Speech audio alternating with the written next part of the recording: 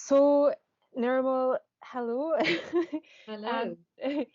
thank you so much for talking to me today about the work that you've been doing for Spaces in Between.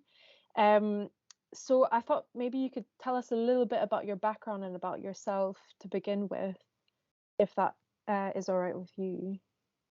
Yeah, I guess I'm one of those COV kids, although I didn't know that term when I was growing up, but I've heard it circulating during City of Culture. So I was born in Coventry. I grew up in Coventry, and I left to go to university. I returned many times.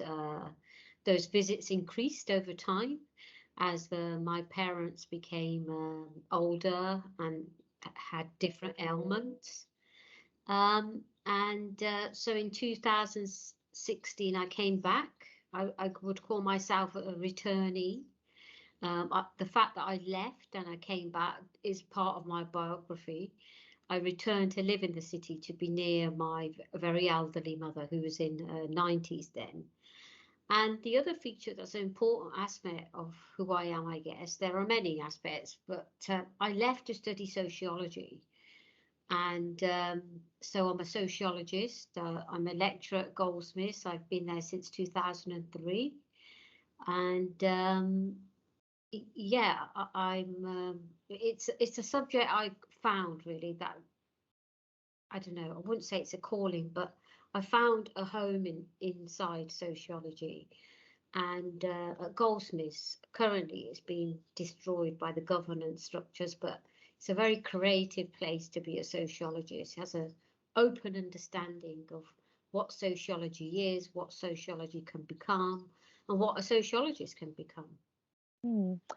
And I think so for Spaces in Between, you've done actually some writing about your mother and about the walks that you were taking with your mother as her health was deteriorating.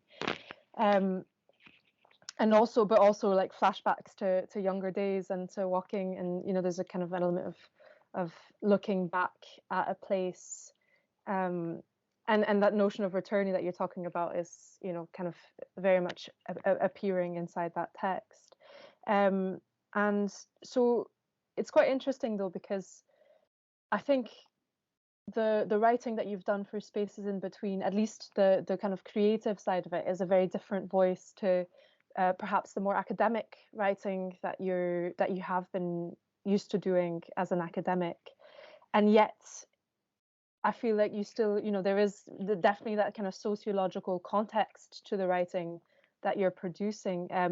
But perhaps you could tell us a little bit about, yeah, how you've been finding kind of writing in these different voices, and allowing them to kind of inform each other, perhaps, and where you're taking that.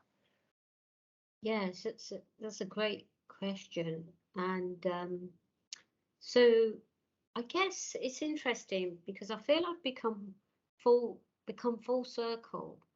Um, Before I chose sociology as an A-level subject in Coventry, I studied at Binley Park School, which is no longer there.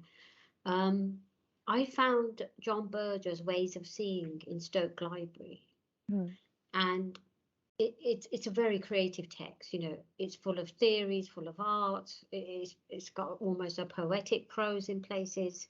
And I thought to myself, oh, if this is sociology, then this is something that's for me. Now, when I went to university, there wasn't actually much Berger on the reading list, on most reading lists. However, I still read quite a lot of creative, I would say, ethnographies, Mm. which are studies of places, people. So research in itself is usually very creative, but in our writing, we kill the creation because we have, sociology is in social science.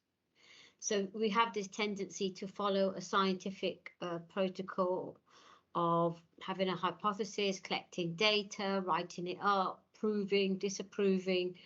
And, I have a lot of respect for that genre as well. I think it has its place, especially when there's so many myths in the work world, but storytelling is also part of that process, and it has certain authoritative tropes that give it the authorial voice.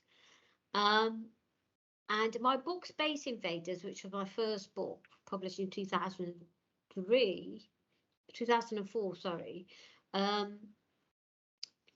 I guess it's a very academic book, but it was based on 100 interviews with people in Parliament, the senior civil service, and it's full of stories that people shared with me about being a person of colour, a woman in these elite spaces. And in order to make sense of those narratives, I actually did quite a lot of oral history training to think about the contradictions in them, the patterns that prevail. I guess it's a certain form of narrative analysis in that social science. So there are these spaces in the sociology which are very creative. And I would say I've been moving towards the creative side of sociology for some years now. So creative methods is something I work with, working with filmmakers, musicians, different modes of storytelling, rethinking space, imagining space in alternative ways. And in fact, I co-directed a project with Sanjay Sharma in 2008, an AHRC project, which was launched and held in Coventry Cathedral to rethink what is war and memory and remembrance. And we worked with Nirmal Puwar, filmmaker, poet, and Nitin Sawhney, the musician. So I guess I've been used to thinking about the folded nature of storytelling. But and I've often done it collaboratively, usually collaboratively. I guess what's different now, the collaboration's still there with yourself, with Duncan, with Mark Spencer, with the Pod, Food Union. The collaboration's still there, but at the same time, I am focusing on the writing and rethinking the writing. And I think this format that I'm writing it's influenced by what's in the library, what I read. So I don't only read sociology books, I read quite widely. And in fact, most of my colleagues do in Goldsmiths and beyond.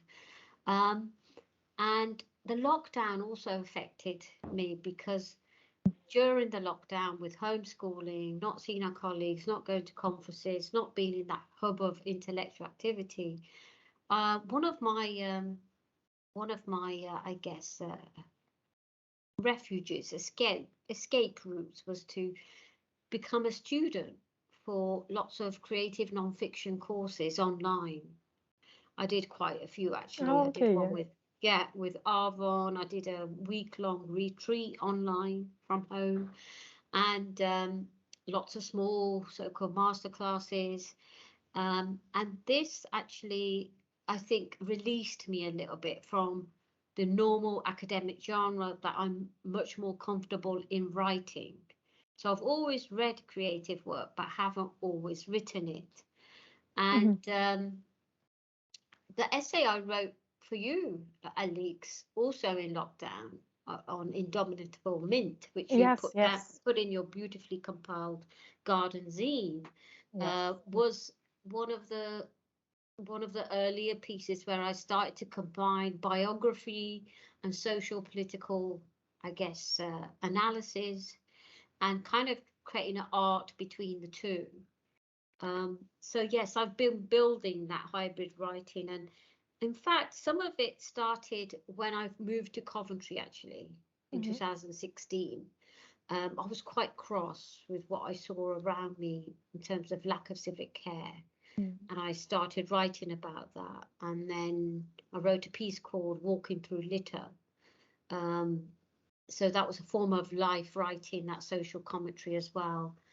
And then following on from that, I did some writing with four, Adele Reed, the filmmaker, photographer, and Paul Cochrane, the urban sketcher, when we came together to watch, mourn, map and mobilise the protected trees that had been cut down by Coventry University with the authority of Coventry Council on Cox Street.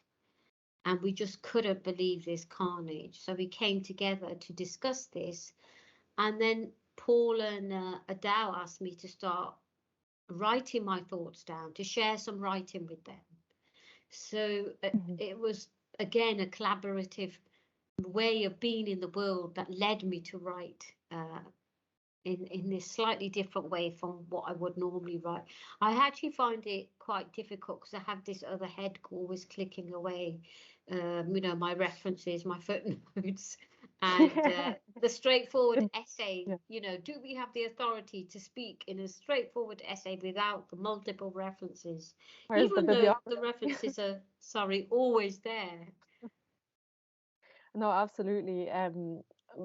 But I think, this, like you say, the references are there and they give context to your writing as well. And I think, and I think we are including some reading, some bibliography actually, with your text, in case people want to kind of contextualize and read on.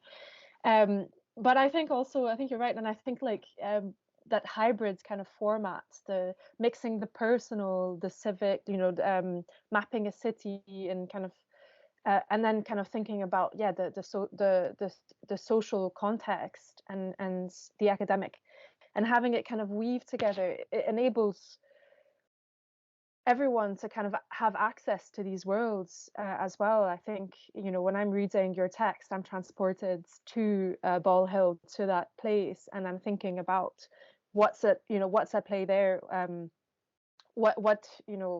What does it mean to pass by a street that is covered in litter, or that has plants that might have indicated something about who was living, behind a door. And so I think, there's definitely a lot of power in that hybrid form of writing. And actually a lot of academics have started writing in that form as well.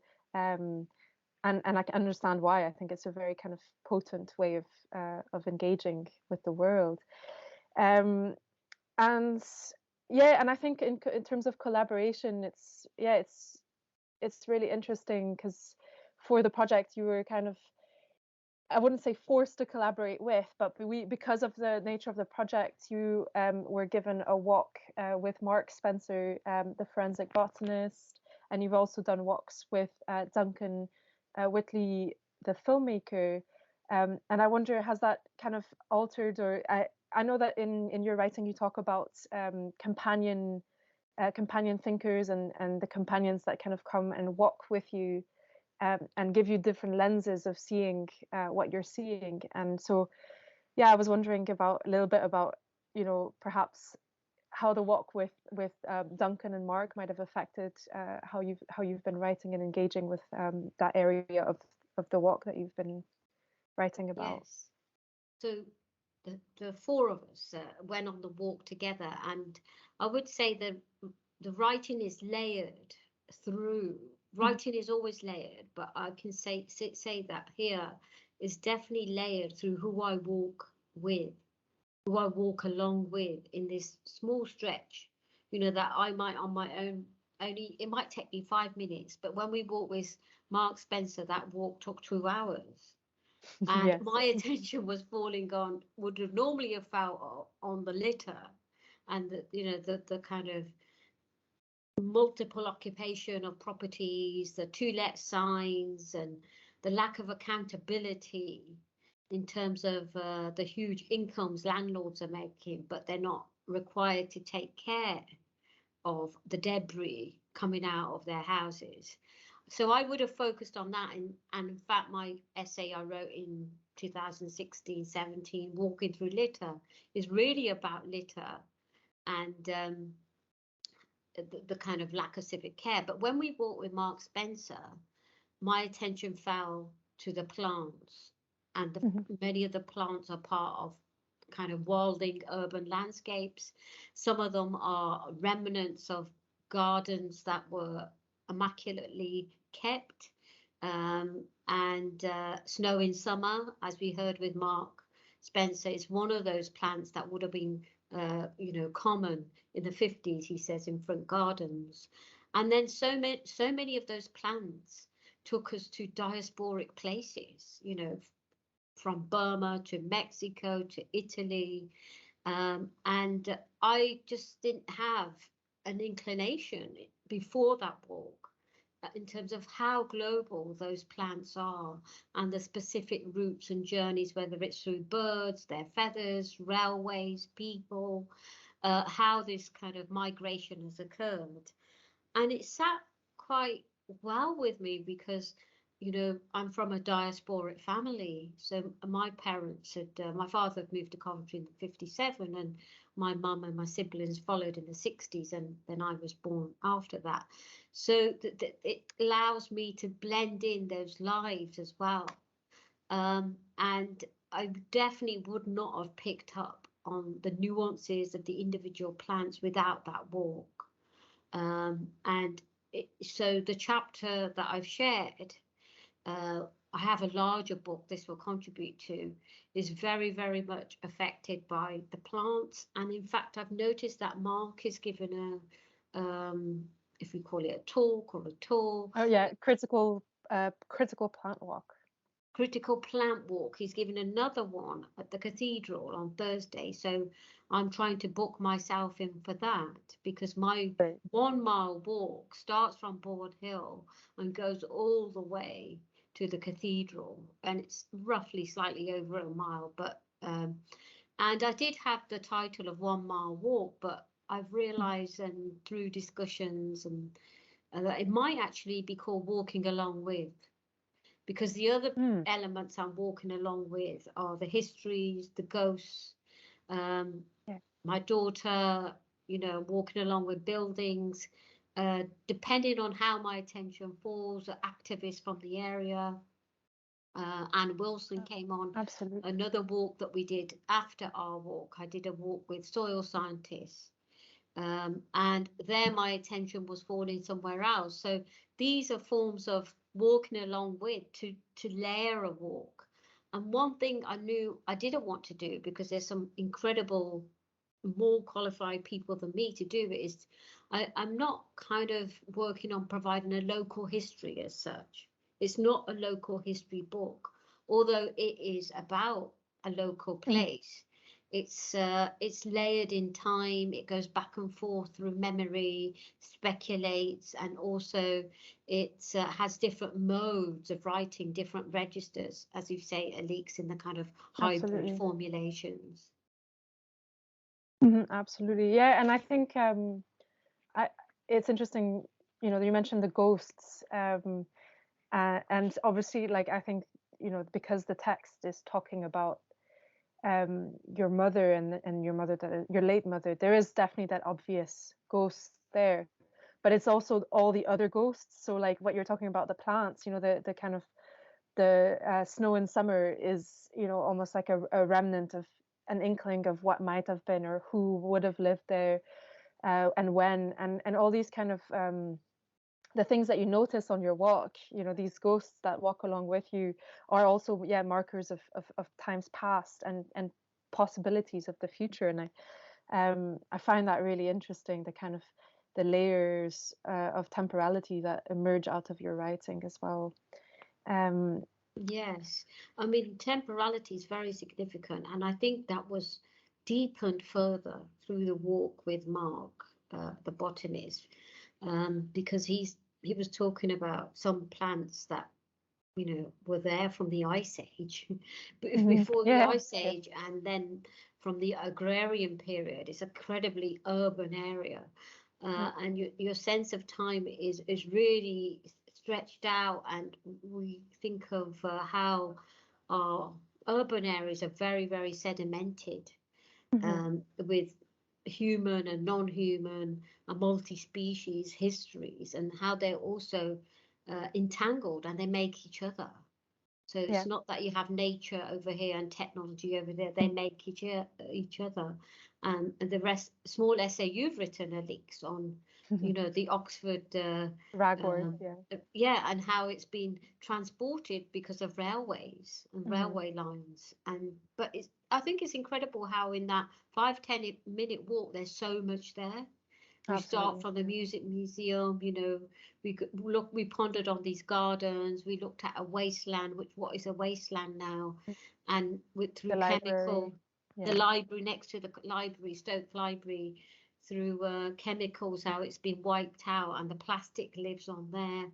Mm. And then a swimming pool that's covered over, men's toilets that are covered over. So what's happening underneath, you know, the ground Mm. beneath us too. That's really, really something to work with and walk along with too. Absolutely. Yeah. So many layers. Well, thank you so much for telling us a little bit more about what you've done for Spaces in Between. And I'll be looking out for your upcoming book as well, which will, I think, feature this walk, or because this walk is part of the longer walk that you'll be writing about in your book. But yeah, thank you so much. Thank you. Thank you. And I really love the title Spaces in Between, because I feel Mm. that my writing is spaces in between. I am spaces in between London, you know, where I work, Goldsmith, Coventry, and yeah, I'm reading in between the library books as well, the library categories. But it's really been great to work with you, with all of you, Alex, yourself, Mark, Duncan. It's been a way to collaborate, I would say. Thank Yeah, you. likewise. Yeah, thank you so much.